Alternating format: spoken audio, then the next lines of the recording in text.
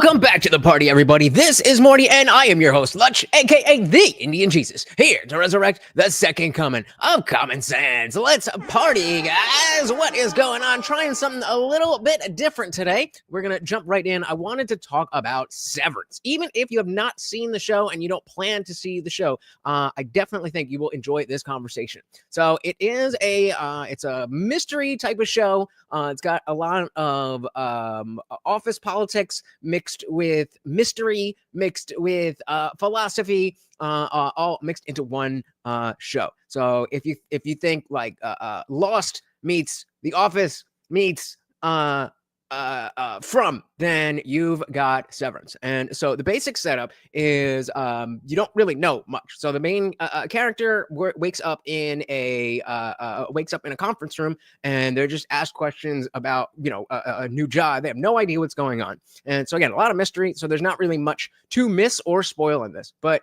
eventually they get to another team, and these people just go on a computer, and you'll see some of the stuff, and they just do these things with numbers. Again, lots of mystery. You don't really know what's going on, but it's very creepy. And the pull of the show, why it's called Severance, is because it they can do this this procedure that splits your consciousness. So imagine if you never ever had to go to work again. That's Severance. You get they split it, and you have your innie, which is the person who's at work, and you have your outie, which is your person who you would be outside of work. And, every day you wake up, you would go into your office, you walk in, and boom, then it's 5 o'clock, you're done, you get to go do whatever. And for the innies, then they show up and they come out of the elevator. It's 9 a.m. You get to work. It hits 5 p.m. You go back into the elevator, and it's 9 a.m. the next day again. So there is a lot of discussion about the sentience of these things, the ethics. If you saw Black Mirror, there was that one episode where there was the girl in that cookie, same kind of thing. So Severance just did start its second season. But again, you do not have to have seen the show. Check this out. I really enjoyed where they took this, and I think you will too. As always, guys, if you cannot hear the video, please do let me know. Do you guys ever feel like you have two selves, your work self and then your real self? Or worse, do you feel like your work self has taken the place of your real self? If so, then you probably loved the first season of Severance. I did. Or you tried to watch it and it gave you panic attacks and you stopped. Now, in the show's dystopian, we have the elevator, you go in. Present, employees at the mysterious corporation Lumen choose to undergo a surgery that splits their brain into a work self, what they call the innie, and a life self, the outie, who share zero memories. So there's no memories. So you go in and you have no idea what's going on at work. You don't need to care. You've done your job, and it was actually you in there. You were doing it. So your outie, being the person that lives in the real world, you just get to enjoy the fruits of your labor. Shout out to M169 in the building. Said sort of tad more serious take on multiplicity. Yes, a very similar type of concept there. Again, splitting of the consciousness. Welcome. They call the innie and a life self, the outie, who share zero memories. You can't just separate yourself. Oh, no, but you can, Alexa. With this exciting new procedure. Now, I honestly can relate to the feeling. Shout out to Morty here, my co-host and overlord. Don't forget, guys, every single donation comes with a treat for Morty. With this exciting new procedure. Now, I honestly can relate to the feeling of becoming a different person when I'm at work. And I sometimes wonder if facilitating that on-the-job persona risks compromising who I really am. And that's like the first layer. That's like the first layer of what you could get. What the benefit? We're just talking about the benefits of this this Severance. Is the stuff that you take home, whether it's drama, office politics, or the actual job itself that you have to carry home, and that weighs on you when you're not at work. That's number one, not an issue, because again, they don't share any memories, so you have no idea what's going on down there. Facilitating that on-the-job persona risks compromising who I really am. Critics were quick to note the show's Marxist themes, namely workers becoming increasingly estranged from the products of their labor. And so as you go through the show, you see it's very typical office corporate, but it's like, what exactly would you say you do here? And that's the big mystery of the show. similar to what you might see in Among Marx's Paris manuscripts. But we think that the show might reflect something deeper and more insidious than the stuff that Marx could have imagined from the vantage point of. So this is this is our main protagonist. She wakes up on this table, and Ben from the office here just starts asking her questions, and what is going on here? Reflects something deeper and more insidious than the stuff that Marx could have imagined from the vantage point of 19th century Europe. I can sense that the questions made you feel afraid or disoriented. Well, the good news is you're at an orientation. Okay, so waking up on a coffin So this is the opening scene. Just waking up on a coffin-shaped conference table, like the newly dubbed Yikes. Heli R, isn't the chillest way to start a new job. You see, you have been hired to a position on the severed floor of Lumen Industries. Especially if you possess zero memories. That amnesia is essential to keeping this workplace humming, explains why everything in this office feels sort of off. You know, the halls are empty. The conversation is forced. Nice office. Oh, it's horrid. And it's funny, again, because you see, I haven't worked in an office job in a long time for very purposeful reasons, because I hate all of that stuff. And while it is forced, the culture of being in that corporate environment does force you to put on an act. Yeah, the old one was better. The shadowy board of directors is represented by a silent intercom speaker. That's all we know. The board of this entire company that severs people and keeps them on one floor is that one box on the table. Old one was better. The shadowy board of directors is represented by a silent intercom speaker. The board will be joining us There you remotely go. today. Accolades from your boss. Shout out to Lennon. Just kidding. The board will be joining us remotely today. Accolades from your boss feel lukewarm at best. Oh, a handshake is available upon request. And your So that, again, in normal jobs, they will dangle things in front of you that should be normal. I mean, even from the time you're a kid in school, thinking about the notion of having to ask to go to the bathroom. Like, obviously, there's a reason for that, especially younger kids, but it's weird. It's weird, and it just becomes normalized, and we grow up, and we are willing. Again, this is obviously more exaggerated, but I mean, I'm sure you guys could tell me some stories about corporate things that, oh, you get a pizza party for this, and it's just like, are we fine here? What are we doing? best. Oh, a handshake is available upon request. And your everyday workplace directives are all pretty strange. Post-it notes are not to be put on faces. They clog your Audi's pores. In other words, Lumen is like your typical office environment if the emotional thermostat was 10 degrees colder. You know, it embodies the C. Wright Mills quote about modern bureaucracy. Men are estranged from one another as each secretly seeks to make an instrument of the other. Men are estranged from one another as each secretly seeks to make an instrument of the other. This notion that nobody can, at least in the workplace, be there in their full form as an authentic person. You're there to do a job. You're not there because you want to be, but yet we still have to put on these falsities and niceties. Why? The board makes an instrument of floor manager Harmony Cavell. Cavell makes an instrument of senior macro data refiner Mark, and Mark is attempting unsuccessfully to make an instrument of Helly. Again, you don't need to know exactly who these characters are, just showing that there's levels and everybody is trying to get where they want to go. Everybody wants to climb up the ladder. Now, in this way, Mills believed bureaucratization was a central tenet of modern worker alienation. The workplace alienation extends to... So this is they sit at their desk and they see these numbers, they hover over them, and they're supposed to feel something and then press a button. That's as much as we know. the incomprehensible labor the employees are performing. My job is to scroll through this spreadsheet and look for numbers that are scary. And if you've ever stared at meaningless spreadsheets or, I don't know, some sort of work memo you didn't understand, And that is why I won't work corporate. it's easy to relate to this. Similarly, expanding on Marx, Michael Yates argues that it is inherently dehumanizing to do labor in which you have little influence over either the processes or the outcome of the product.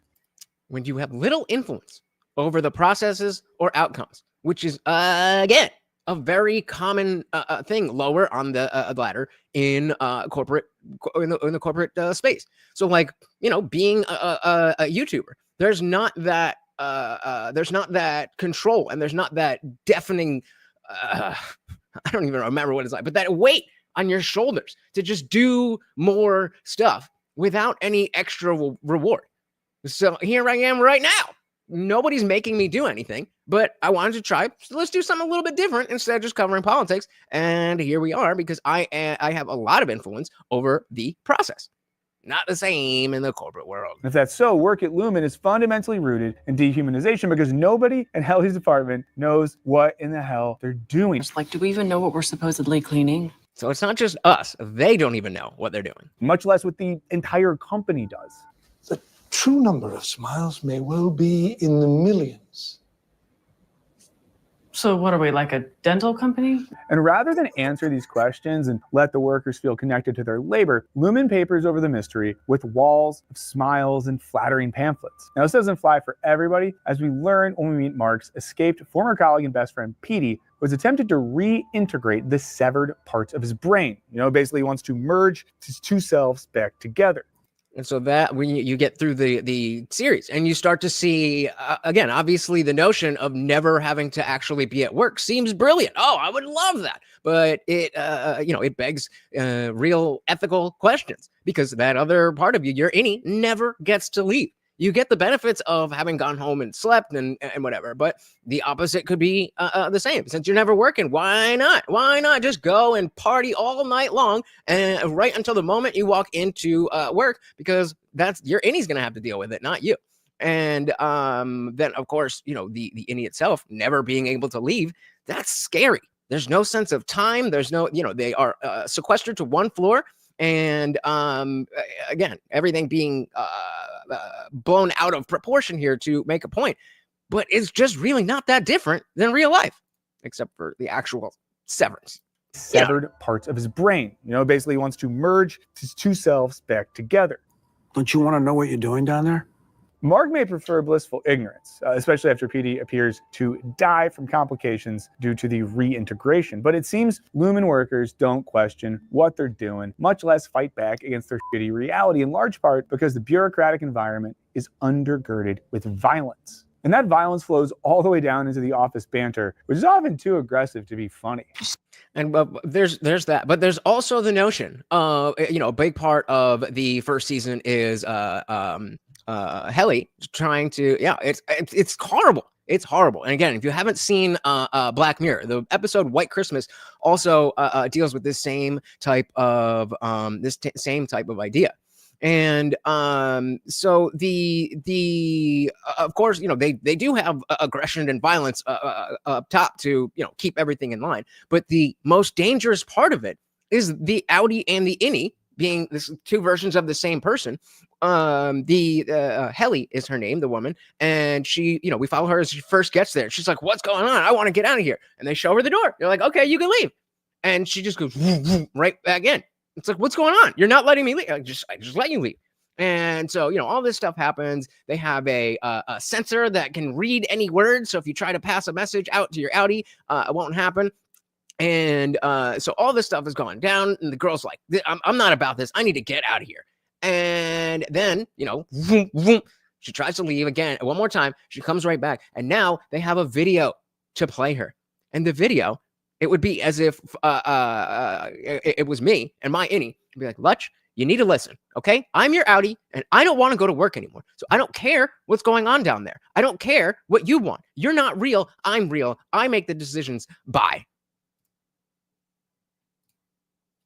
Terrifying. So it's not even just the bosses. It's the people themselves who are aggressive to, "No, you need to stay and do this," without knowing what you're doing, why you're doing it, how long you're going to be doing it, any of that stuff.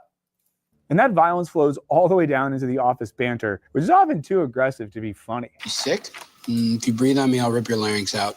Some lines might even make your most obnoxious desk mate blush a little bit. Like, I'm imagining them rounding a corner and we're all blood soaked and I'm wearing your face and they're like, "Whose face is that?" And I'm like, "The last person who f***ed with us." The playful I find it funny. brutality of these quips is reflective of the broader violence permeating Lumen, where, as Helly learns, rebellious behavior is met with intense repression. Now, this reflects what's Yeah, they have this. Again, not going to go into too many spoilers because I do think if you haven't watched it, you definitely should go watch it. And there's enough that even if people tried, they can't spoil the show for you because nobody knows what the hell is going on. But they have this thing called the break room. When you get in trouble, you go into this room and you have to I don't know if you guys ever did this, but when I was young and I got in trouble, my mom would make me write lines, as it were. And so, let's say I lied about going to the park or something. Then my mom would make me write 100 times on a piece of paper, I should not, or it's wrong to lie about going to the park. It's wrong to lie about going to the park. I eventually just did the I think it's wrong and go there. But so the same concept, except you have to say it out loud, and then the bosses determine, did you really mean it? I don't think so. Do it again. It's like solitary confinement plus. Where, as Helly learns, rebellious behavior is met with intense repression. Now, this reflects what sociologist Michael Burroway argues, that the exploitable working subject can't merely be recruited at an interview. They must be actively formed through disciplinary tactics. And one of the guys said, never allow anyone from my corporate office to see this. They'll get ideas. Yeah, I mean, that's exactly why. I don't want to be in that world at all. It's so scary. And exactly what they were talking about, the removal from the process or the product. Removal from what it is that you're actually doing makes it so banal. Even if you're working, on an assembly line, and let's go back to Henry Ford, right? If you're working on the assembly line, right, and your whole job is just to take piece A and screw piece B, and that's it. That's your whole job. Take A, B, screw, next. A, B. That's your whole day, every day, 8 hours a day. 2 weeks vacation a year. But at least you still have a connection to the product. That if you see a Model T out on the road, hey, I did that. And that little aspect really does affect your psychology about how you do what you do and therefore who you are. You're recruited at an interview. They must be actively formed through disciplinary tactics. Now, wait, I missed that. What did he say? What sociologist Michael Burroway argues, that the exploitable working subject can't merely be recruited at an interview. They must be actively formed through disciplinary tactics. Right. So if you think about Scientology, most religions, it's just, if you want to be part of the religion, you open the door, you go in, you start sitting with the people, and you do what they do, and so on and so forth. But in Scientology, they have this. I don't know how it's connected to their theology or whatever, but same kind of thing. They could lock you in a room and do whatever. There was one story of like the vice president or something had to crawl around on his hands and knees while the president was like whipping him or something because he did wrong thing or he did some minor thing. And that was his entire day. You're recruited at an interview. They must be actively formed through disciplinary tactics. Now, this is again literalized at Lumen, where a break room doesn't represent stale snacks and, a respite from your labor, but a place where any resistance to said labor must be systematically eroded. So she's sitting there. Oh, is she? All I can be is sorry, and that is all I am. Over. And the other guy will be like, you didn't mean it again. Terrifying. Systematically eroded. All I can be is sorry, and that is all I am. The threat and regular actualization of violence also undergirds the day-to-day mechanisms that keep the Lumen apparatus humming along. Why are you going to make me throw my mug at you? Why would you? And she does it. Guys, really quick, if I can ask you a huge favor, if you are new here, please hit that subscribe button. I'm live every Monday, Wednesday, Friday, 8 p.m. Eastern, and it is a good time. And you can also hit that like button on the way. Thank you. Violence shapes the very infrastructure of the office, which becomes increasingly oppressive as the season progresses. What are we, locked in now? I prefer the phrase safely situated. Now, Safely situated.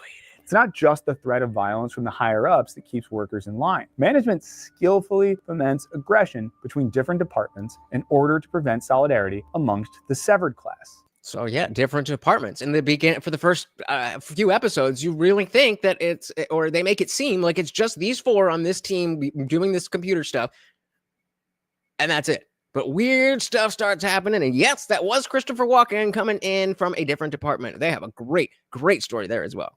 I could have. Your new friend? who lied to you about the size of his department? How do we know what else he isn't being kosher about? What department in your work do you hate?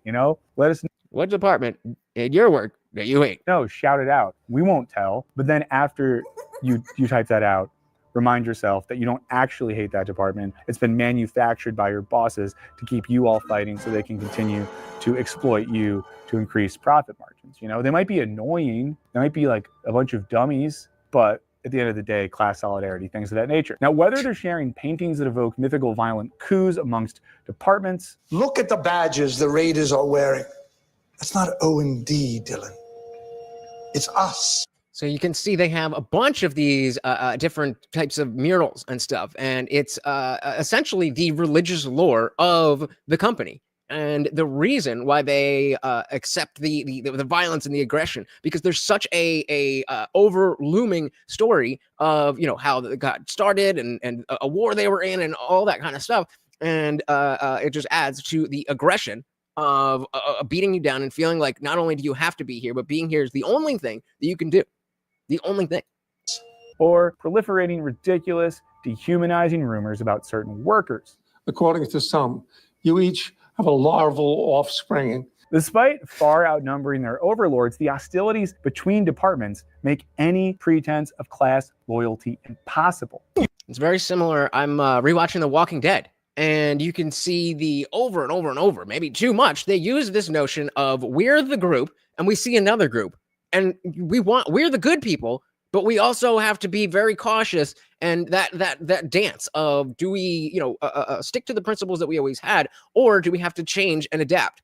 As they learn that there's a new or there's other departments, there's other people on their floor, then it has that same thing. Instead of just, there's more people down the hall, then it's like, what are they up to?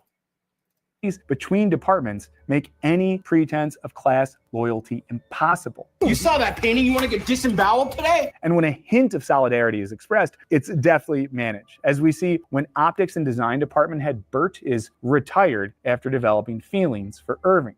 You're all just going to stand here and let him die? Because again, if there's two consciousnesses,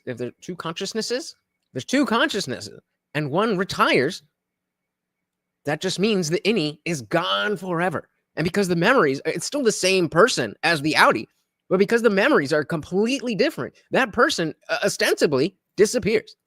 Shout out to King Nirvana. Welcome to the party, sir. He is a member. You should be too, because then you can join the Discord server. We have, you can join it for free, but you can't see the voice channel. We can share the video. King Nirvana and I have been watching Severance together, and we plan to keep watching every week. And you should come join us. Welcome to the party, brother. Monster9 said, as my department is at the bottom of the totem pole in terms of corporate resources, my list consists of idiots who don't do the job yet make the decisions. Yep, and that's always how it is. Whenever I was in a corporate environment, it was always the people who either they were already there in a management position, no idea what's going on, or the people who were on the same level as me would get promoted because they were a suck up or whatever. And it's not about doing your job. It's about making people like you. It's about following the culture. And that's another aspect of this that's really dialed up. We'll call him the founder of the company. They treat him like a god. And if you don't vibe with that, they're like, hey, yo, that doesn't fly here. That doesn't fly here. So, I mean, again, we have another parallel. It is, it's scary. It's scary because as dark as Severance, the show can be, when you see how it, when you see how it affects the, or rather, when you see how the culture we already have is just dialed up a little bit, and it can get that dark so quickly, what's stopping us? What's stopping us from going down that rabbit hole? If you haven't watched the show, there's a full-on romance between Christopher Walken and John Turturro. So if you've ever thought to yourself, you know what I'd love to see? A gay romance between Christopher Walken and John Turturro.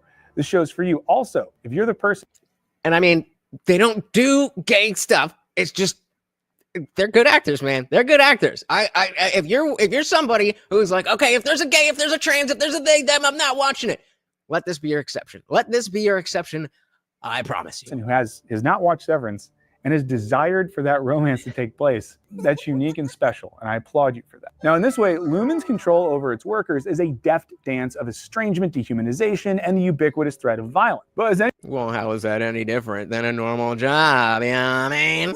workers is a deft dance of estrangement, dehumanization, and the ubiquitous threat of violence. But as anyone who's ever been to like your office Christmas party knows, one, try to cap it at like 2 to 3 drinks max because you don't want to be that guy. And I've been that guy.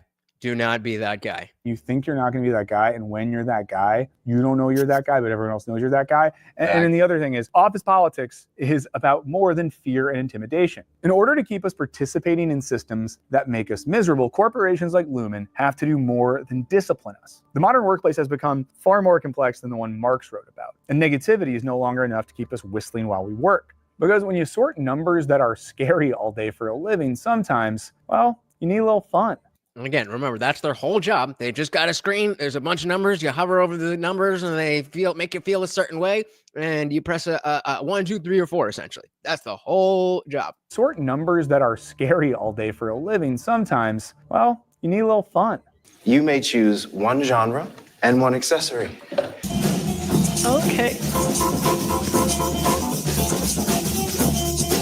Now, the managers of King, was that not at least the second best scene in the series? Now, the managers of Lumen utilize So that was a dance party that they got for doing, doing their job well.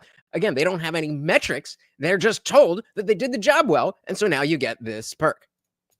what philosopher Louis Althusser called ISAs, or ideological state apparatuses, Ideological state apparatuses. which are basically institutions that exist to reduplicate the logic of the ruling class. Now, Althusser argued, So I guess that would essentially, in our world, that would be the mainstream media. Defiant jazz. Oh, so defiant, right? reduplicate the logic of the ruling class. The establishment. Now, Althusser argued that discipline and violence weren't enough to perpetuate the ruling class's dominance. It also needed softer power, obtained through social and cultural ideals and institutions. In other words, these sorts of practices embody and perpetuate the logic of the dominant economic system. My name is Irving, as you all know, and I've worked here for 3 years, and something about me is that I know all 9 core Lumen principles. But you don't really Sound like a cult yet? Sound like a cult yet? notice that at the time. You just think you're having a nice day or going to school or church or work, but actually what you're doing is Getting sucked into the abyss. embodying an economic logic that perpetuates the systems of your own subjugation and oppression. I told you. What did I tell you? Didn't I tell you? 'Cause I told Ain't life neat? Now, Lumen has its own mythology, which workers are encouraged to treat like their religion. And as Irving makes evident, no ritualization is more important than the pseudo-religious devotion to the company's first CEO, Keir Egan. That's what I was talking about there. CEO, they treat him like a god. I love seeing the sunrise on his face. You know, he used to drink 3 raw eggs and milk each morning. Egan and his whole family dynasty are treated as godly, displayed for lowly workers to admire in the so-called perpetuity wing. I do believe that there's not any major like spoilers, and I'm pretty sure if there are that he said it because I saw a couple different of these videos. So again, there's so much that we don't know, even as people who've rewatched the first season, watched through the first episodes. You ain't gonna miss nothing. It's the living You love that one, right? This one? I told you. What did I tell you? Didn't I tell you? 'Cause I told soul of Lumen and everything she stands for. Indeed, the Egan family's written and spoken words take on biblical importance. Should you tame the tempers as I did mine, then the world shall become but your appendage. Yeah, and so these tempers that they're talking about, they have to put it simply, they're kind of like the 9 core emotions, and that's what they use as the foundation for this whole theology. Employer may or may not have its own de facto Bible, but at least here in America, as author Derek Thompson argues, the religion of workism has tens of millions of people seeking transcendence at the office. And I mean, think about the girl boss, the girl boss era. That feminism was directly an invitation to treat work like religion. Shout out to TV Viewerski. Welcome to the party. What about Ronald Reagan? No Ronald Reagan here. I don't think Ronald Reagan would be okay with this. I don't think so. But welcome to the party. If you are just joining, we are talking about the philosophy of Severance, an Apple Plus TV show that is very mysterious. So if you haven't seen it, do not worry about that. It's something you definitely should see. But long story short, it's a weird company that you get severed. They sever your consciousness, and you have an innie and an outie. The innie stays or only goes to work, and then you get in the elevator, and it turns into the outie. So essentially, it would live your life as you go into work, and boom, you're done with work. You don't have anything from work. You just go and live your life. You share no memories with the person who was just in the trenches doing whatever it is you do, and you're just chilling. Sounds beautiful, but not quite. It looks like where did we had it? But you're. I can see it.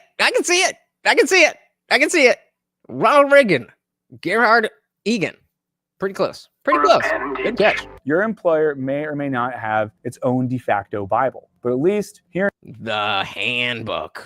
Oh, that handbook. Your employer may or may not have its own de facto Bible, but at least here in America, as author Derek Thompson argues, the religion of workism has tens of millions of people seeking transcendence at the office. But it's clear that for Irving, Luhmann's pseudo-religious lore has been essential to providing him with purpose and compelling him to do his job.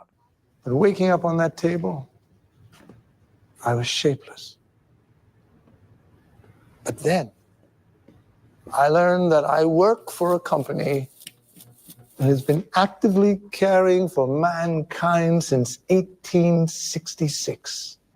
So we got a true believer in Irving, and it definitely parallels how there are people, whether you want to talk about religion in general or you want to talk specifically about cults, there are people who can, no matter what happens, they will spin that into a reinforcement of their beliefs, specifically beliefs in the cult.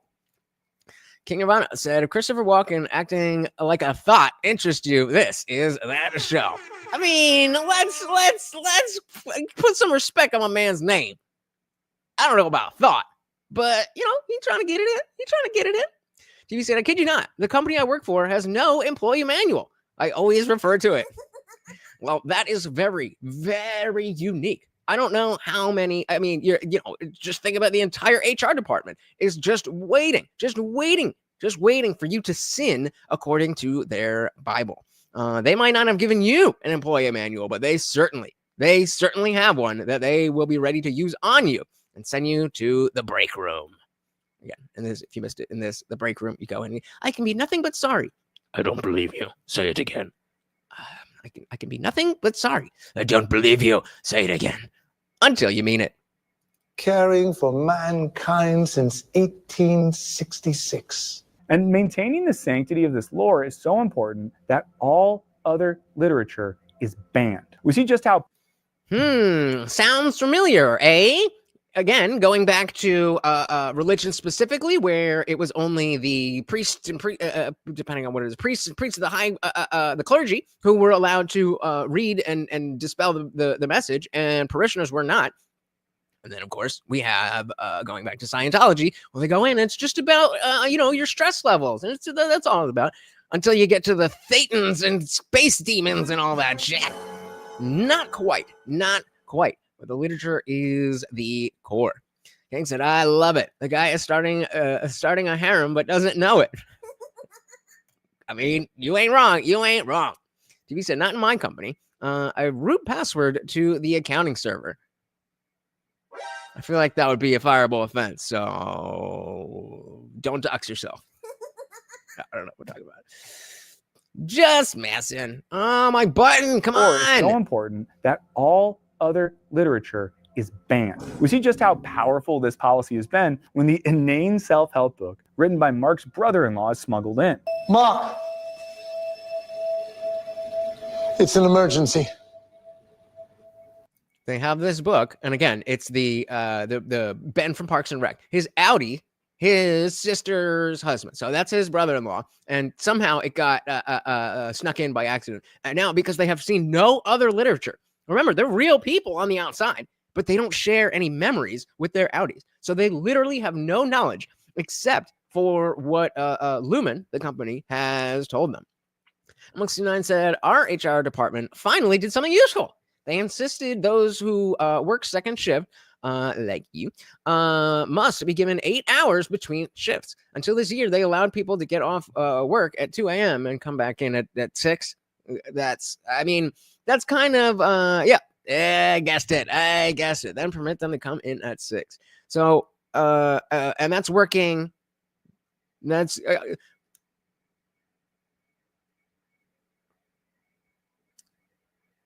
So the thing that stops me there is that were people wanting to do that, and it was more about the company not wanting to deal with like lawsuits or something, or is because in other industries, doing a double is a pretty regular thing. Again, I don't know exactly what you do, so it might be a little bit more involved than serving tables or being a bartender. Not that that's easy, but yeah, and the clopen. If you're in retail or if you're in food service, everybody knows about the dreaded clopen. You got to close, maybe 2 a.m. The night prior. Then you got to be back to open up at 10:45. Not fun, but at least that's 8 hours. There you go. So I guess that's not bad. Not that bad. So that's good. Good for you. Good for you. I am glad that you don't have to do any straight up doubles like that, because not fun. Shout out to HR for once. It's an emergency. Okay. All right. I was going to get Mr. Milchek, but I thought it best not to break the chain of command. Now, despite being full of cliches and nonsense, the book awakens the workers' minds by providing something like. And again, yeah, I forgot to like it. They say a silly self-help book. It really is a silly, like not. The guy's not a philosopher or a psychologist or anything. He's just writing stuff to write stuff. And but again, because they don't know any better, they don't know any other stuff. It's brand new to them.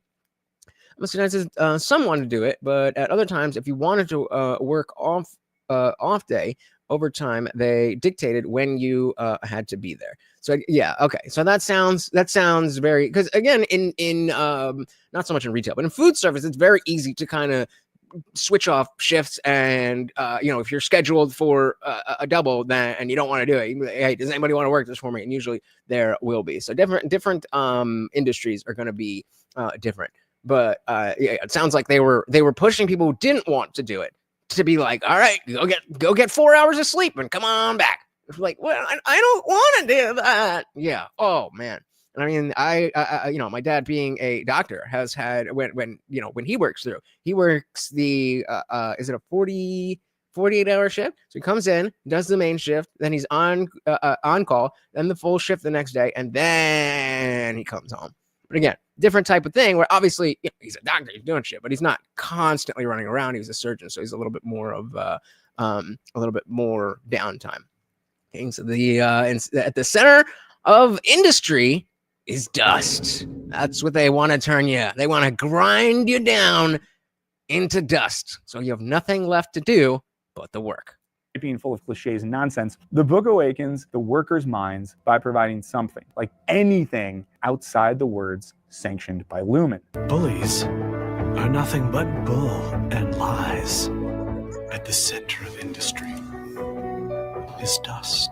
If you would only read old stories about Keir and his wife meeting at an ether factory and falling in love over the spirit of industry, maybe you too would fall for Rickon's. What is going on with my mouse buttons? Monk29 said, we sort, receive, and put away medication. Kind of important to be able to spot the differences between medications. Oh, hell yeah. Hell yeah. It's annoying enough when, I got to get my anxiety medication and they're like, oh, you got to wait an extra day. I'm like, okay, I got to wait an extra day, but I can deal with that. If I got to the bottom of my my thing, not knowing, am I going to have to wait an extra day? And then I'm like, wait, this is not what it's supposed to be. It's not going to be a good night. It's not going to be a good night. So yes, please make sure you get the rest you deserve. King said, if you have your hand in a fist, they cannot crucify you.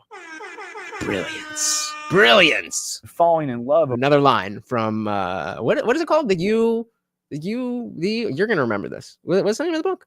Over the spirit of industry. Maybe you too would fall for Rickon's psychobabble. Your book, it opened up the world for me. Mark, are you okay? Yes. This book changed my whole life. But Lumen's managers have more on their plate than just manufacturing an entire religion. Now, for the less spiritually reverent amongst their cohort. Yeah, and if you're just joining, this is their work. It's just this, and you can see they're hovering over numbers, and then you hit 1, 2, 3, 4, or 5. That's it. They've concocted other aspects of corporate culture to incite the workhorse impulse. I've earned 4 of the 5-tier incentives, including the erasers and the finger traps that you see displayed here. Now, for going back to, well, you can get a scheduled handshake if you put it down in the schedule. These not fake, but what's the word? These there's a guy, Joshua Fluke, who covers corporate culture all the time, and will cover like LinkedIn posts where like, oh my God, thank you so much to my company for giving me a plaque for working here for 15 years. Like, okay, how about a raise or a bonus or any of those things? Same thing. Erasers. Including the erasers and the finger traps that you see displayed here. Now, for Dylan, a company culture of incentives keeps him hard at work in pursuit of that ever elusive waffle party. And well, yeah, that's the big one, a waffle party. But if you've ever seen that guy in anything and you like him in his character, there it is. That's the book's name. The you are. Good call. But yeah, if you've seen this guy in anything else and you've liked his character, he plays pretty much the same character, but it's a way better show. Incentives keeps him hard at work in pursuit of that ever elusive waffle party. This reflects what Althusser theorized. Ideology has a material existence that manifests in the function of apparatuses that perpetuate rituals and customs. You know, you think that? And so waffle parties are enough for me. How about the sun? How about relationships with other people? How about understanding what color your mother's eyes are? If you know, you know. I mean, you know, I ain't gonna hate on a waffle party. That manifest in the function of apparatuses that perpetuate. Actually, let's get that whole line. What is it? Of that ever elusive waffle party. This reflects what Althusser theorized. Ideology has a material existence. Okay, ideology has a material existence that manifests in the function of apparatuses that perpetuate rituals and customs. Okay, it has a physical thing. It manifests in the function of apparatuses that perpetuate rituals and customs. So an apparatus that perpetuates rituals and customs would be like this cult, religion, so on and so forth. That manifest in the function. This reflects what Althusser theorized. Ideology has a material existence that manifests in the function of apparatuses that perpetuate rituals and customs. Okay, so the ideology has a material thing in the way that it makes people behave and what they do and what they value and all that stuff. Took me 3 times, but I think I got it. One more time. Elusive waffle party. This reflects what Althusser theorized. Ideology has a material existence that manifests in the function of apparatuses that perpetuate rituals and customs. You know, but I guess we can ask here, what is the underlying ideology being served by this culture? Which is the big question of the show. What is it we actually do here? What would you say you do here, Bob? We serve here, you child! Now, we don't really get a straight answer, at least. Cult references making sense at all? Or? We serve here, you child! Now, we don't really get a straight answer, at least from season 1. And I think this is where season 2 is going to be really important, because they could either give us something really juicy that's retroactively going to make season 1 seem even better, or they're going to totally biff it and ruin it all. So, I mean, quick aside, most of you saying you haven't seen this, but I will say that so far there has been enough setup in season 1 and enough left out without feeling left out. I am very commonly, like if you guys watch From, I can't. Maybe when it's over, I'll go back and binge the whole thing. But there's just not enough there. When I watch From, there's nothing for me to grab onto to be like, oh, I wonder what that character thinks. I wonder what's going to happen with this person. It's just, this happened. And then, okay, that happened. And then that happened. And then that happened. Most shows that try to be mysterious fail at least for me, pulling me along with the story. I need to have a reason to care about the characters and to care about where the plot is going. And if I only care about where the plot is going, then I'm not really interested in watching the show as much as I'm interested in just finding out what happens. So both of these do very well. And I've been comparing that aspect to the show Yellow Jackets. That's a Showtime show, 2 seasons out. Again, very mysterious in the same way that a Lost or From would be, but they do a good enough job of giving you, drip feeding you information, character development, and all that stuff. I will leave From alone if and only if it finishes well. If and only if it is properly concluded, then maybe. But you can't get me a full season into a show, and not only do I not know what's going on, I don't care about any of the characters, and I have no ideas or theories of what could be going on. Because then it's just stuff. I'm just watching stuff. And it's like, now you're making me memorize the scenes because they don't mean anything to me. So that when eventually a payoff comes, you'll be like, oh yeah, remember that guy 6 episodes? Like, no, I don't. So, I mean, From can come back from it, but they got to finish strong. I fell off Lost for the same reason, but because it had a strong ending, I went back and finished it. But with this, they're saying, they can make season 1 even better. When you have a show like this where there's so little information, then I can't, unless they completely just drop the ball, which by watching season 2, episode 1, they have not done. Unless they completely drop the ball, the only way that you could not make season 1 better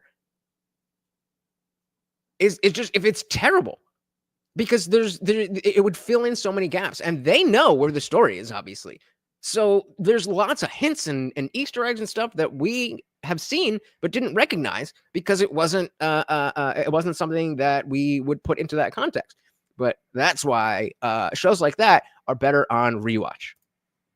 Make season 1 seem even better, or they're going to totally biff it and ruin it all. I can't wait to find out. Now, as far as we know, Lumen, they could be fixing teeth. They could be cleaning the ocean. They could be harvesting organs and selling them to weird boys on Reddit who want extra organs.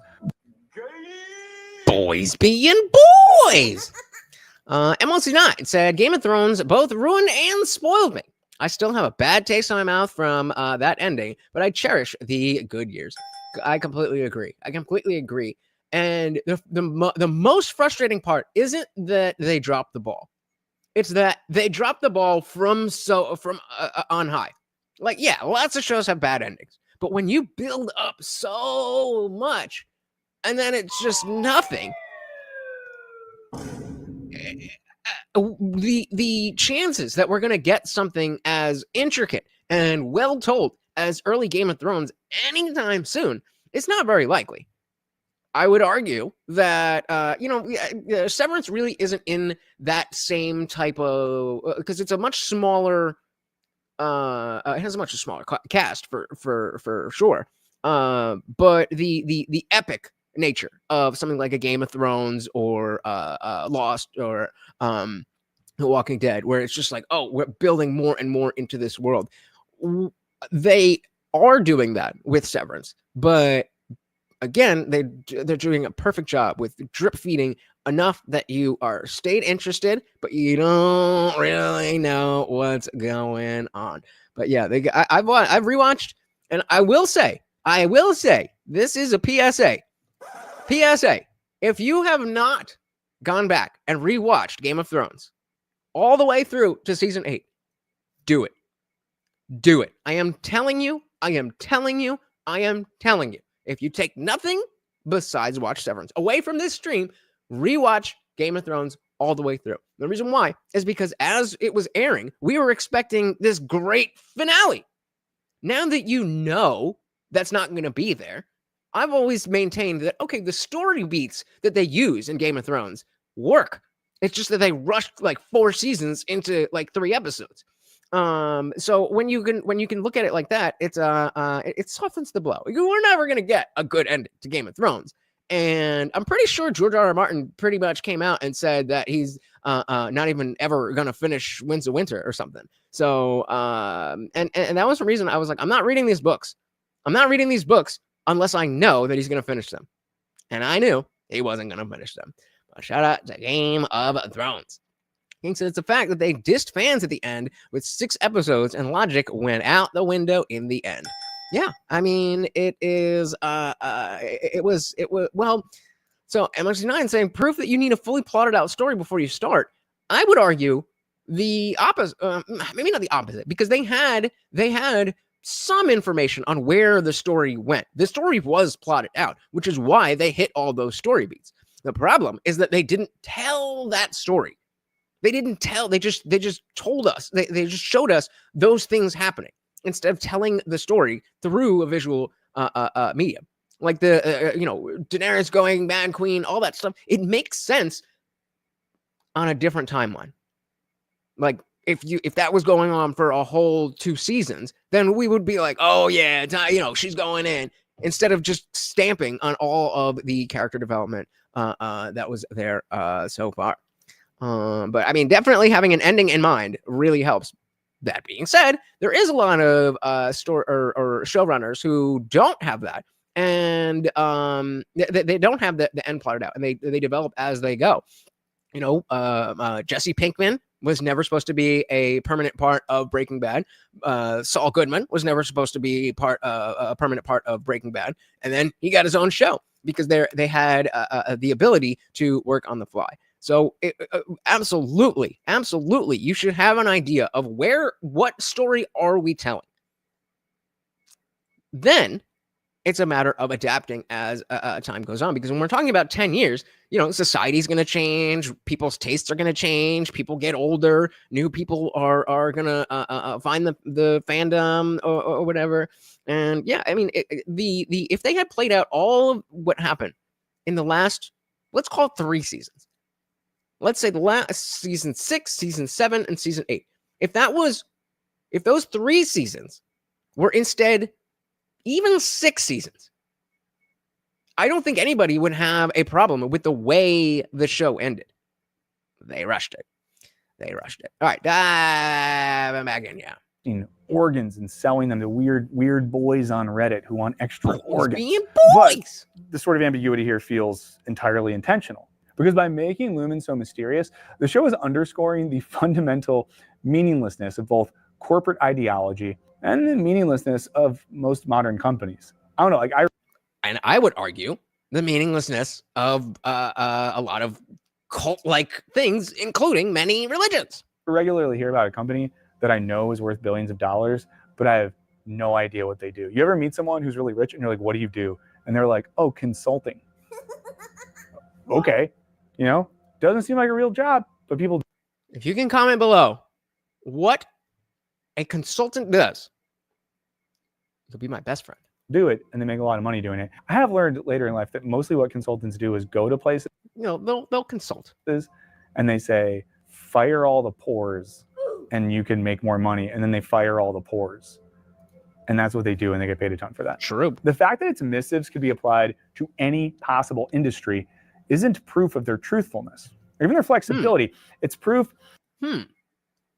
So the ability for all these themes in Severance to be able to apply to all these different industries is not about its truthfulness. Well, industry isn't proof of their truthfulness. It's not proof of the truth. I mean, sure, not proof. But I think the fact that so many people like the show and so many people relate to the show, even if you're not in a corporate environment, kind of says something, no? Or even their flexibility. It's proof of their hollowness. But hollow as they may be, the caricatures and toys Waffle and waffle parties that party! keep Lumen workers incentivized are important because they function as material confirmation of success. And when you're Dylan, an innie without any life outside of the company who functionally has no idea what he really does for a living, well, that makes for a shrewd motivation. And there's something tragically ironic about someone celebrating a job well done when the job itself is entirely mysterious. And I think that really is the underlying thing with anything dogma. Whether you treat the state and politics as a religion, whether you're in a particular religion, whether you're in an actual cult, the idea about I don't know, and what that first philosopher was saying, the separation from the process and or the product. When you don't know what you're doing and why you're doing it, but you have this dogmatic adherence to the fact that you should be doing it, it causes cognitive dissonance, because you're naturally going to ask yourself, well, why am I doing this? Why do I want to succeed? Why do I want to do these things? And you have to shut that off because there is no answer. And because in the show, at least, because you can't quit and get a better job. You could try, but your ending's going to be like, nah, I'm digging this. So you're stuck. And that's all you have to live for. Just like so many people who find Jesus in jail.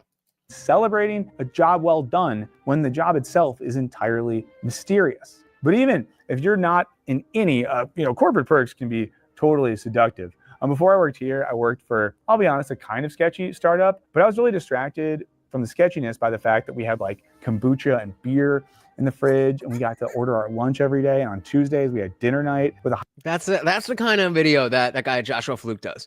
Instead of treating workers well, they'll have a foosball table and a study pod and unlimited PTO. Except if you ever take PTO, they're like, that's the worst thing ever. King Ivana said, remember Irving getting mad at Mark for about to sit on the founder's bed. Now knowing what the waffle party is, I don't know why that was a big deal. Well, again, it probably wasn't. It was probably, and again, like they treat the founder like a god. And so Mark was going to sit on the bed and Irving's like, hey, whoa, don't do that. It seems like it's not a big deal. But even if they don't know why you shouldn't sit on the bed, the fact that they know that they should be respecting that is what drives them. And again, the scariest part of it is that it's not that far off from real life in principle. In practicality, yeah, people aren't getting their brains severed. But in theory, it's kind of the same shit. And beer in the fridge, and we got to order our lunch every day. And on Tuesdays, we had dinner night with a higher budget. How much did they pay you for that? How did they treat you when you were sick? There's a beanbag room. How did they treat you when you got something wrong on accident? And it made me not really think about work or what I was doing. What was that job? Another sad thing here is that there are a lot of people who can be pacified by things like finger traps and erasers and pizza parties and all that kind of stuff. That we have these billion-dollar corporations that are just sucking the life out of their workers. And I'm not anti-entrepreneur, anti-capitalism or anything like that, as you guys well know. But let's not pretend that we're not in a corporate oligarchy. Well, let's not pretend that Mark Zuckerberg, who has almost a monopoly on social media, coming out being like, yeah, the Biden was right in my ear telling me to censor stuff that we knew was true. I mean, how different is it really? How different is it really? What was that job? Just kidding. It was an educational startup. Of course, the good cop side of Lumen doesn't rely solely on finger toys and portraits. For its most troubled employees, the company offers psychological guidance, which includes imagining your Audi's much doper and more fulfilling life outside of Lumen's campus. Your Audi is a friend to children and to the elderly and the insane. And this all speaks. That's a very Tim Walz, I'm friends with school shooters moment. What? Children. Outside of that first line was your weird. Audi is a friend to children. I don't know if that's good, but the old people helps. And what's 9 said, in theory, we all have a work self and a home self. I'm suspicious of those who say they're the same in all environments. No, you're not. Nobody is. 100% agree. And the sad part of it is there's people who want that. There's people who, again, I know mostly from people like Joshua Fluke showing and sharing corporate cringe videos and LinkedIn posts and stuff like that. But just like the people at Lumen here, where they don't know why they're really doing what they're doing, they don't have a lot of information, and they don't get any direct benefit for working hard, they still feel bound. They feel bound. And you can see so many people who hate their job, But, it's just easier to stay than to go on the job market and all that stuff. And people convince themselves it's all good. It's all good. It's all wellness. And to the elderly and the insane. And this all speaks to a real-world phenomenon identified by religious studies scholar Carolyn Chen. Her book, Work, Pray, Code, discusses what she terms when work becomes religion in Silicon Valley. Work, pray, code. Learn to code, bro. The spiritual turn in management that's taken place in the tech sector, wherein work is expected to provide the comfort and purpose once supplied by organized religion. Brase! Just said that. It's a replacement. It's a replacement. For some people, again, it's politics. It's the state. Oh, if I'm on the right side of history, then that's the most important thing to me. Based on what these people say. Or it's their job, like here. It could be anything. The through line through all these different industries. Wherein work is expected to provide the comfort and purpose once supplied by organized religion. She notes that meaning is the new money as folks look to work for something deeper than a paycheck. They want confirmation that their lives matter. This makes it especially fitting that the show never discusses salaries or raises or really anything of material concern beyond waffles, because the job and erasers, thank you very much, truly isn't about the paycheck. That's how I feel. I get my paycheck sent to me and I throw it in the trash and I say, I do it for the love of the game. Not me. Send me super chats. Get Morty food. Dog. I definitely don't do that. It's about money. We got to survive. We got to survive somehow. So what are you going to do? For Irving, the idea that his labor is sustaining the life of a kind, charitable outie is enough to keep that black goo from dripping down on his desk. Don't worry about the black goo. But it's interesting how you see that the juxtaposition between Irving, this guy who's been charitable outie, is enough to keep that black giver. Irving, who's been there for a long time, who's bought in, who's all about it. This is what we do. This is why we do it. End of story. No need for more questions. Then they have the new person it's their first day. And do you see what's going on here? No. You've been lost in the sauce for so long. You don't see what's going on. Sustaining the life of a kind, charitable outie is enough to keep that black goo from dripping down on his desk. Still, the most effective rituals at Lumen tend to involve group participation. These rituals have been instituted to encourage a sense of solidarity that sustains workers through their daily drudgery. Even through the retirement party that we just saw, where it says goodbye on the wall. Did you encourage a sense of solidarity that sustains work? It says goodbye on the wall. They know that retirement means death. But yet they still have this corporate-friendly goodbye party. And I'm just brought back yet again to how realistic the principle is. Obviously, people aren't celebrating when you die at work. But this notion of, oh, we're going to miss you so much. You're not going to think about that motherfucker in 2 days. But they make you feel like we're a family. We're a family. Workers through their daily drudgery. But there's a darker side to this. Scholar Kathy Weeks argues that professional socialization has always served as a disciplinary mechanism. That's because socializing requires identifying. That's a good one. Always served as a disciplinary mechanism. Professional socialization has always served as a disciplinary mechanism. They want you, the idea of the water cooler. the even before the character, to use your word, of the HR person who's like, yeah, well, actually, we need to do this, and then there was a culture at any job. There's a culture that you want to fit into that culture, and that is used by the people on top to make sure that you're doing what they want you to do. Nirvana said, I wonder if they take or leave the thing in their head once retired. Well, I would assume they get rid of it, but I would not be surprised if it's not.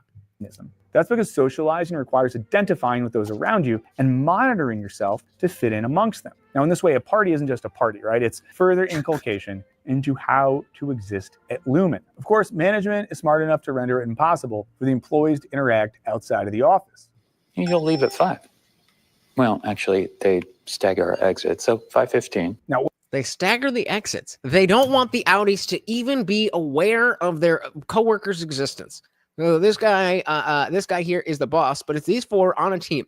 They work in literally nonstop, except for the time that they're walking towards the elevator and the time they're walking back to the elevator. And again, the reason they don't want, oh, we got a hungry dance. Oh, he's so hungry. The reason that there's not, they don't want the outies to know each other is because they know that it sucks down there. They know that people coming together is power. Oh yeah, Milchek, he's the boss. He's a mean motherfucker, but he got some moves.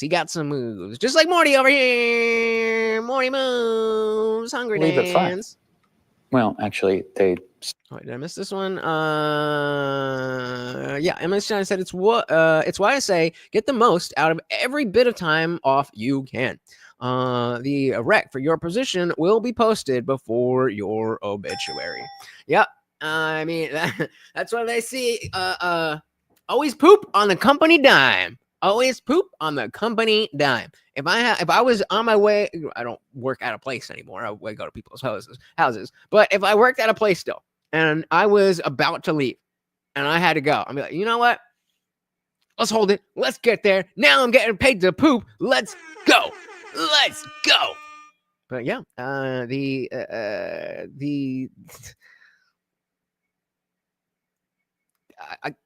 there's so much in what you're saying, and to get the most out of every a bit of time off you can. There's so much more to life than what your job is.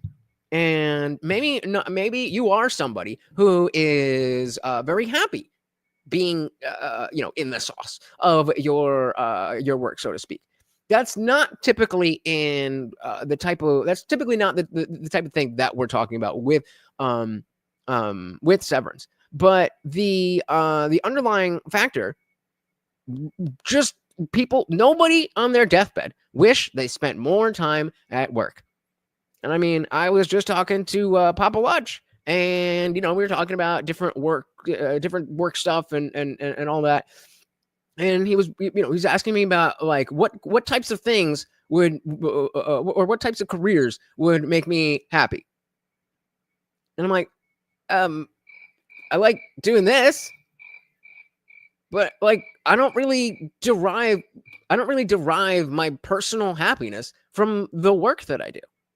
Not that I don't take pride in what I do, but outside of this, where I do feel like this is very much a part of me, like the dog training, whenever I was working in restaurants, that I enjoyed it, but only as much as you're going to enjoy a job.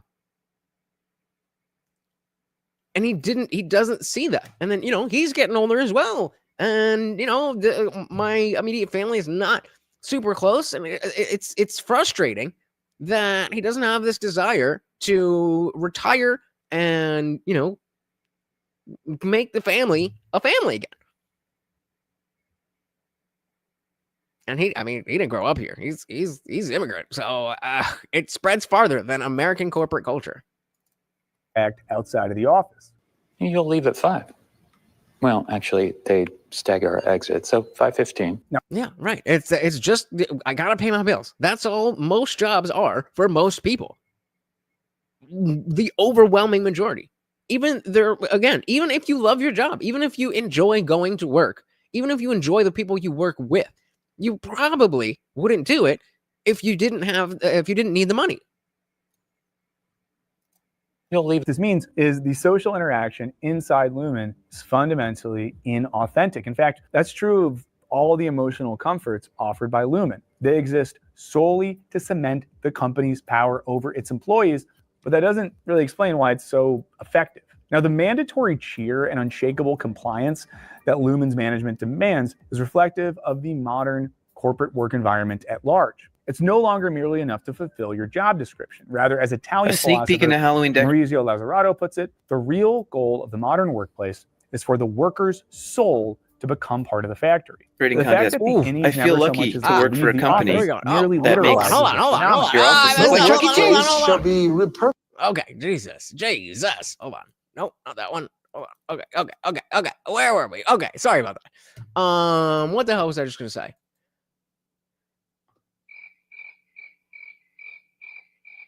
That lost me. All right, let's try this again. Philosopher Maurizio Lazzarato puts it, the real goal of the modern workplace is for the worker's soul to become part of the factory. And that's why there's so much of family talk. We're a family. The fact that the innies never so much as leave the office merely literalizes this phenomenon. No workplace shall be repurposed for slumber. Their occupation might be the vague task of macro data refinement, but a huge part of their job is posing for photos, convincing management they're happy, and living out the vague values espoused by the Eegans. If you have a job title that sounds completely made up, let us know in the comments, and we can just all vote and see who has the most made-up sounding job title. Guys, please give me some comments after the video for that. Now, this fits what Lazzarato says about modern work, which he says can be defined as the capacity to activate and manage productive cooperation. It's not. They always cut right after this thing. Defined as the capacity to activate and manage productive cooperation. All right. So it should be defined as the capacity to activate and manage productive cooperation. That's about modern work. Modern work should be defined as the capacity to activate and manage productive cooperation. Yeah, I think that's a really good way to put it, because when we know what human ingenuity and cooperation can do, we look at ancient civilizations, and they were able to do things that we're just like, how did you do this? Active, productive cooperation. Kinavana said, what age normally do surgeons slow down? I'd assume you can just keep going until your reaction time slows down with age. But your dad still sounds sharp. He is definitely sharp, but he is getting up there. I don't know. That's a good question, actually. That's a good question. What age does the average surgeon retire? Early to mid 60s. The man is 73 years old. 73. To be fair, he is going to move away from that, and the tattoo removal company that we built, he and my mom are likely moving to somewhere else, and they're gonna just bring that. Apparently, it's been doing gangbusters. People, like I always say, people have terrible tattoos. If you're in the Jersey area, we got safe and gentle tattoo removal.com. All right, I'm back in here. It's not just about doing your job. It's about doing it with a smile and a compliment for your manager. Mike, you look great today. John, I love that jacket on you. This kind of performance is just one aspect of the self-surveillance innate to the modern workplace, where, as Weeks writes, employees are more often expected to adopt the perspectives of managers rather than simply yield to their authority. Employees are, Ken, you're absolutely right. He's like the guy to go till they make him stop. That's going to be him. So we're saying here, employers are more often expected to adopt the perspectives of, expected to adopt the perspectives of their manager rather than simply yield to their authority. That's a good point, too. It's not just that you have to listen to me. It's not just that you have to listen to me because I'm your boss, but you have to also feel the same way I do about things. You have to care as much about this as I do. And if you work in a small company like I do, it's insane. It's insane how my manager feels like we should all have the same level of care and drive for his company. Like, as someone who's not. It's just a means to an end. Like I've realized, a decent way. I don't even fucking like dogs that much. I love Morty, and I fucks with a puppy, But like, I don't love dogs like that. I do enjoy that work over other work, but like, it's a job. It's a job. But yeah, employees often more expected to adopt the perspectives of their managers instead of just yielding to their authority. I do think the old photos are supposed to stay on the desk until the new ones come in. The worker's dedication to the rules. Yeah, that scene. Let's see it. So this context being, the season, the first episode, first season opens with that girl on the table, and it's her first day. So he puts up, this guy puts up the new photo with the new girl. And this is Irving. Remember the guy who's all bought in. This is his response. To stay on the desk until the new ones come in. The workers' and 69 said, I can attest to this mentality at our company. They want you to adopt their values above your own. It's not just good enough to do the work well. It's not just good enough to be obedient. You have to be fully bought in.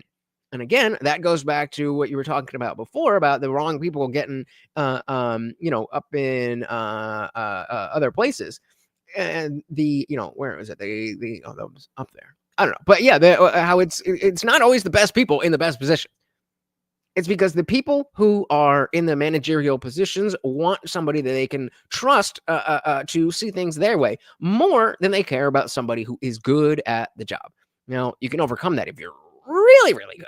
But 9 times out of 10, a manager is going to pick somebody they like over somebody who does the job well, especially in a corporate environment.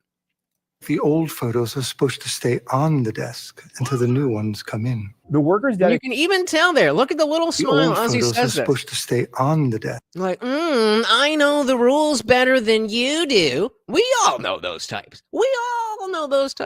And I don't dislike Irving as a character. I think he's great. But come on, man. This is some HR mentality right there. Until the new ones come in. The workers' dedication to the rules and to ensuring that others follow them can border on deranged. Shouldn't there be labels on the soap dispensers saying soap? It's sort of like you become a snitch on both yourself and others, again, in a way that just serves your manager more than you. And while Lumen has created the pretext of total surveillance, it becomes increasingly unclear to what extent people are actually being watched. Who's to say there are security guards? I've only ever seen Grainer. Well, maybe it's enough that we think we're constantly being watched. But as philosophers, it's enough that we think we're always being watched. This is something I bring into dog training. You can be surprised how similarly humans and dogs think. That when a dog is like, let's say you leave the house and your dog is jumping up on the counter and grabbing food or whatever. The best way to address that is to make them think that they're constantly being watched. And so a lot of people, you could start off with, just going around the corner. You just go around the corner and leave something up there. Wait for them to go. And then they're looking around. I think we're good. Boom. And they're like, hey, I see you. And then you go for a longer and longer and longer. And then they're just like, it ain't worth trying. It ain't worth trying. Just like Irving. We're not supposed to put the new photos up until the old photos are down. For seeing Grainer. Well, maybe it's enough that we think we're constantly being watched. But as philosopher Byung-Chul Han points out about modern labor culture, whether or not there is security is beyond the point. He writes, this labor camp is defined by the fact that one is simultaneously prisoner and guard, victim and perpetrator. One exploits oneself. It means that exploitation is possible even without domination. This labor camp is defined by the fact that that one is simultaneously prisoner and guard, victim and perpetrator. One exploits oneself. It means that exploitation is possible without domination. So they don't even. So we have this layer of aggression and violence they were talking about before. That's to make sure, but they don't even need it. They don't even need it because of exactly the type of scene we just saw with the photos. That that he's gonna, if we, I don't know, King Nirvana, do you think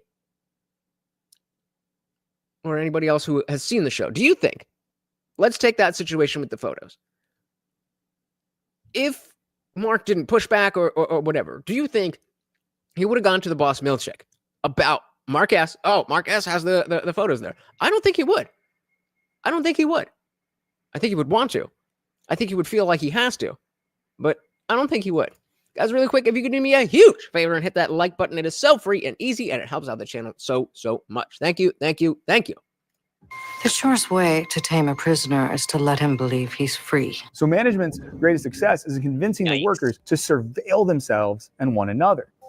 I just wonder if it might be helpful for us to stand behind her and perhaps chant her name. In this single-minded devotion, Lazzarato notes, it becomes increasingly difficult to distinguish leisure time from work time. In a sense, life becomes inseparable from work.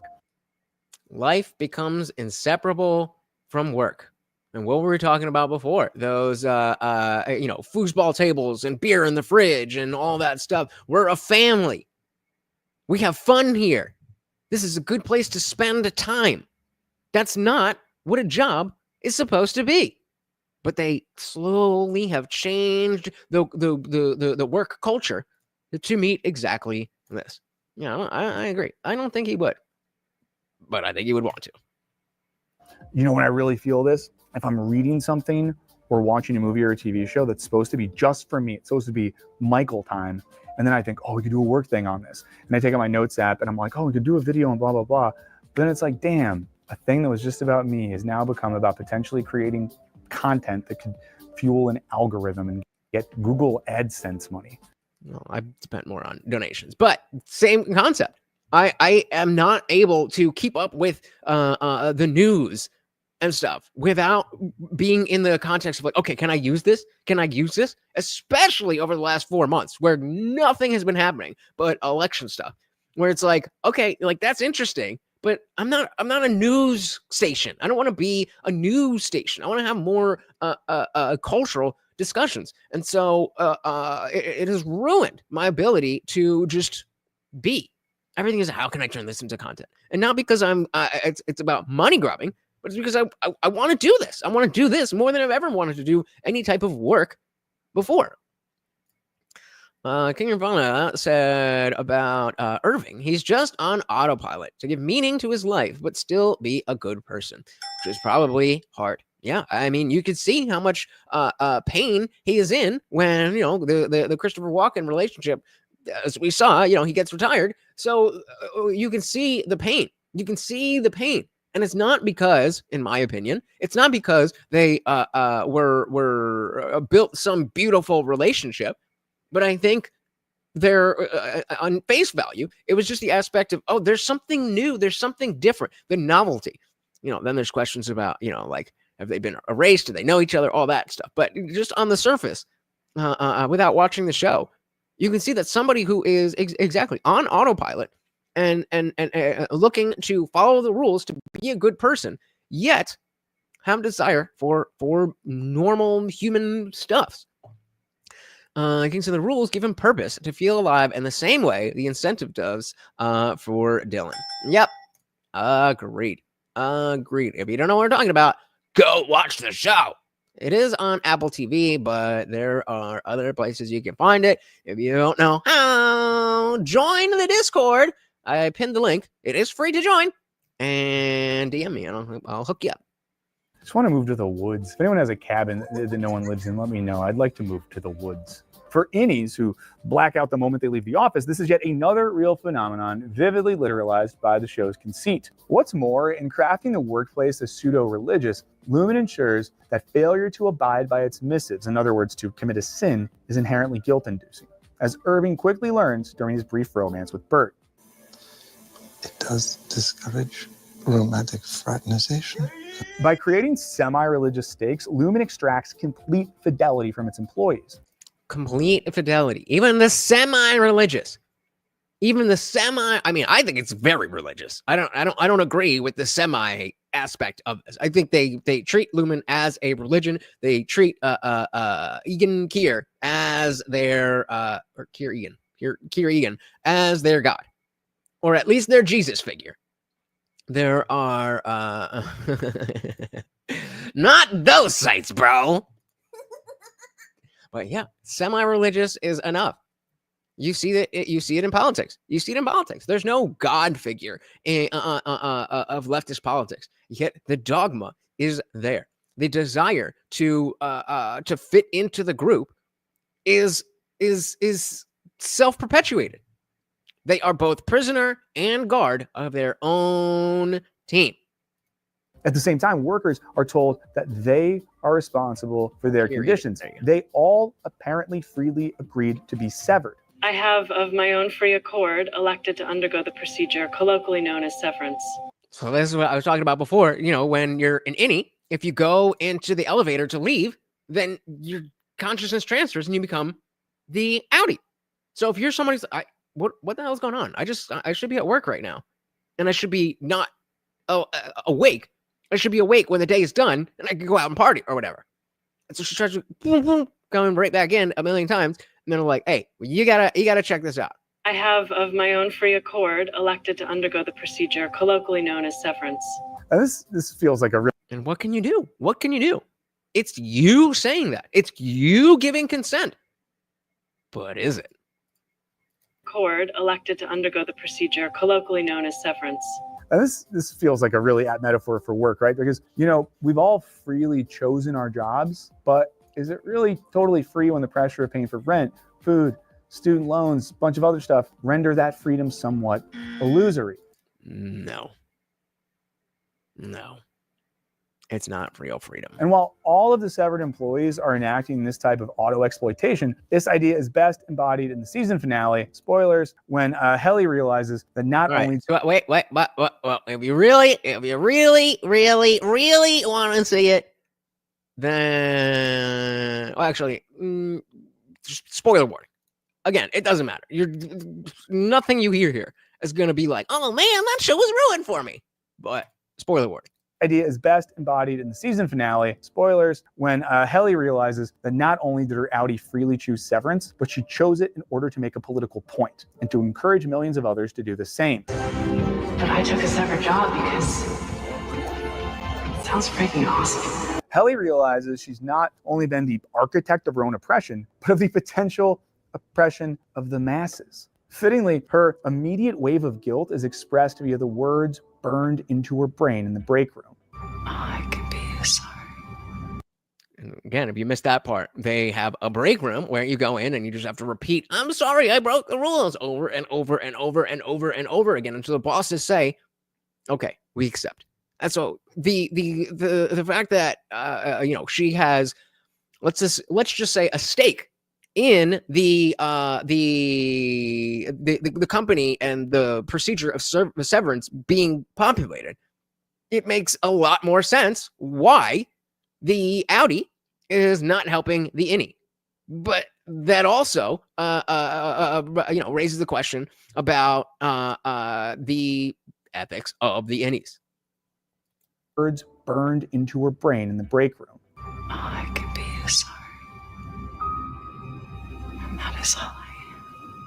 Even Lumen's most rebellious employee can't escape the effectiveness of the company's multi-pronged mind control efforts. So are we all Hellies, creating the conditions of our own exploitation, even as it makes us not want to be around anymore? I don't want to be around anymore. Or does anybody know what show that is? That's a great show. Or are we Marx, despairingly accepting our own workplace alienation because there doesn't really seem to be an alternative? Or are we Irvings, desperately searching for deep spiritual meaning at our 9-to-5 as a means of escaping our despair and also wanting to do it with Christopher Walken? Or are we Dylans, so focused on winning the game of work that the allure of waffles has blinded us to the conditions of our own exploitation? Honestly, that's up to you to decide. You can let us know what you think. But what makes this show feel so impactful at the end of the day is the ways in which it not only builds upon a more classical idea of alienated labor, like what we see in Marx, but then extends this logic to show how doing the type of immaterial labor that's become so dominant today really isn't all that different from being severed. You know, while our jobs might not involve a detailed religious mythos, unless, I mean, depending on where you work, you're a priest or a rabbi, and that's a whole other thing we can get into. We might be tacitly participating in activities and rituals that make us feel like we're finding meaning, maybe even our true self at work. And in doing so, we might all be becoming a lot more inny than we are outy. Okay, guys, that's all for this one. Please let me know. Shout out to Wisecrack. The link to that video is in the description. But yeah, I mean, again, bringing it back to the dog training.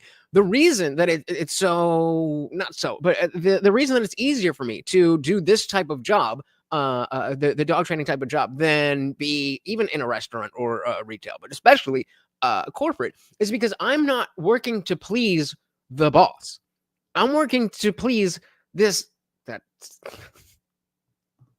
No, Diddy. I'm not looking to, I'm looking to, I was going to say service, but that's worse. But fuck you. If you're thinking gay shit, that's your problem. But yeah, I'm not in service of the boss. I'm in service of the clients. And I barely ever see or talk to my boss. And so it allows me to, again, be connected to the process and the product. That when I see a dog that is, going crazy, and I have the skills to be able to fix that. Not only am I part of the process, but I'm also, able to see the product. So I want to go back real quick to this video from a few years ago. I was talking about Joshua Fluke and the corporate cringe. And this is the real life version. And this was 3 years ago. So, I mean, this is when they're really trying to, 3 years ago. So this was, October 2021. So this is when they're starting to try to get people back in the office at least a few days a week, all that kind of stuff. King Nirvana said the color and lighting of the show keeps you engaged as well. Even though it's in a fluorescent office space, they made it work. And yeah, service your boss. Come on, man. Absolutely. The way, I mean, in terms of the technical aspects of Severance, unparalleled, and especially like King is saying, it's in a fluorescent office space. Yet somehow the colors, the camera work, all that stuff is brilliantly done. And I know not a lot of people really know about the show more than the name, really, because Apple TV doesn't do streaming very well, which is a whole other conversation. But the shows on there are really good. And like I said, if you don't know how to watch them, join the Discord and I'll hook you up. Anything else about Severance specifically? Well, we'll jump back if we do. So yeah, a bunch of you have not seen the show, guys. It is one. And if you know me, you know how much of a TV snob I am. So if I like it, it's amazing. End of story. So, all right, let's check out this video of what was it? October, right before Halloween of 2021. A sneak peek into Halloween decorating contest. I feel lucky to work for a company that makes your office look like Chuck E. Cheese. I feel like Lucid really does invest in their employees in a couple of different ways. Okay. The benefits are really sweet. What are they? Honestly, they do the catered food, they do lunches. Every year we have a hackathon. We have a company retreat. We have ping pong tables and foosball tables. Our new office is going to have a bouldering wall. Lucid really does pride themselves in. Those are the benefits. Those are the national level benefits we're talking about. And again, blurring the line between your innie and your outie. The environment at Lucid is really special. Oh, look. Lucid? Lumen? Coincidence? I think not. So those are the national level benefits we're talking about? The environment at Lucid is really special. Oh, look. Look, it's Utah. I know where this building is. This top floor balcony looking real appetizing if I had to work there. The fact that the people at Lucid are so phenomenal and work together so well and aren't defensive, it's just so weird that none of these people talk about the compensation. It's always about the people and the project. What about the money? Projects are good. Exactly as he was saying. Just give me the cash. Stop jumping down if you want to stay with me. Yeah. Oh my God. I know you're hungry. I know. All right. Yeah.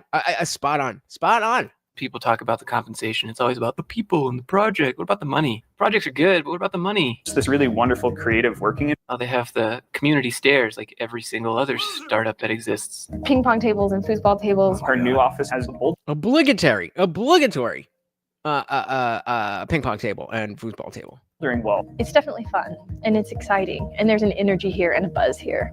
Ping pong tables are not culture. Utah tech leaders say startup culture is changing. Didn't we just watch a video about Ping pong tables and foosball tables. Don't offer more perks like dry cleaning, climbing walls. The new office is going to have a bouldering wall. Utah, you're so hypocritical, bro. Let's see. So that's the same guy saying, first of all, this is all the perks of our office, and then saying those are not really perks of the office. Can't go out for an in-person team building activity? No problem. We've got you covered. Nothing will kill a great employee faster than watching you tolerate a bad one. Joke's on you. What about when the bad one is the CEO? I'm going to Disneyland this week. Do you check out or do you still think about work? Why are you on LinkedIn? Get off LinkedIn. Colleague of the month. What did you get for colleague of the month? Anything? Did you get any? Nope. Just a picture on LinkedIn. Just attaboy. That's it. And I mean, I gotta keep that up there. Okay. Thank you for recognition. Does this pay your bills? Just keep your lights on. Personal post. It's printed out. Just alert. Get to know your recruiter. I feel like that's weird. Great to receive the award Exceed Budget Team, exceeding 156% of the budget for Q3. That sounds like you spent more than you were allowed, but top biller of the month. Okay, so he made the company a bunch of money, and he gets a plaque. Friday fun. Poorly but accurately. Explain what you do. I collect people and sell them to companies. Yikes. Outside of corporate culture, that's very obviously like, hey, yo, but you just essentially said you're a sex trafficker without saying you're a sex trafficker. I get it that you're probably a recruiter, but that's what it sounds like. Plaque. Friday fun. Poorly but accurately. Explain what you do. I collect people and sell them to companies. At least you're honest about it. A kick-arse ninja recruiter and hunter of heads. Top performers head to the Ned for a developed lunch club. That's right. If you're a top performer, they'll take you out for $8 appetizer. I get to mentality instead of I have to. I get to go to work. I get to suck off my boss. I get to worship him and thank him for treating me like garbage. I don't have to. What does it actually say? Begin your day with an I get to mentality instead of I have to thought process. I get to go to work. I get to have a busy day. Whatever it may be, we often dress our opportunities as stress, but they are in fact blessings.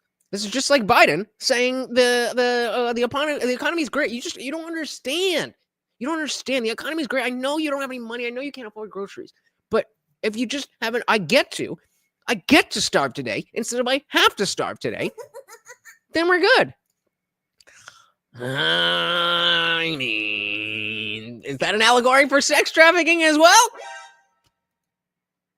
I get to. Is it just weird to me when people quote themselves and post it? Nope. I hate when people do that. I mean, I'm not but again, same thing on Twitter. Like, why are you posting yourself?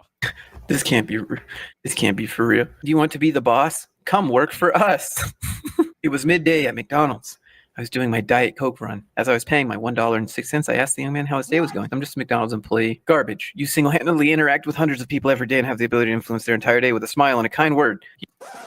Didn't happen. You have immense opportunity to change the world one person at a time. He was speechless and then grinned. And then everybody applauded. They stood up and applauded. Is this what LinkedIn is really like? Or is this just, like the cringiest stuff? I've never had a LinkedIn because, again, I was never going to go into this world.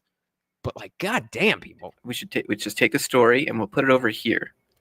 Are totally true stories that definitely 100% happen. I swear, you guys. Because, that didn't happen. Culture drives the right people to your business, and the best people who embody that team culture drive the best. How many times can you say culture? Holy crap. And then another hashtag culture down here. Recharge your professional batteries by spending more time doing work stuff with work people. Except you're just eating and talking about work instead of at your computer talking about work. Congratulations. I'll take things for never happened for $1,000, Alex. Thank you. Work and no play doesn't lead to a positive work culture. Why don't you just not work and go play? Like, why do you have to mix the two? Exactly. Oh, come on. Each month, our newest culture. So all work and no play doesn't lead to a positive work culture. It's refreshing not to have to take yourself so seriously all the time. I take myself seriously when I do my work. Like, even here, when we fucking around and making sure, I'm very serious about what we're doing here. I don't need to have some extra fun. Like, this is already what I want to do. if I was in a corporate situation, then the job is not where I would want to play. Let me get my work done and go the fuck home. Or pay me more. Why don't you just not work and go play? Like, why do you have to mix the two? Each month, our newest and mixing the two, blurring the lines. Team members introduce themselves in a fun and informal way at our themed show and tell. Are you fucking kidding me? This is actual kindergarten. God, I would not want to join a company and then have to do show and tell like I'm in kindergarten again, dude. What companies make this up? I don't get it. As a kid, I loved Power Rangers. Oh, of course, it's from you, HR. Cut the Power Rangers in action, talking some serious strategy. We never fail to have a good. No. What? Come on. Time.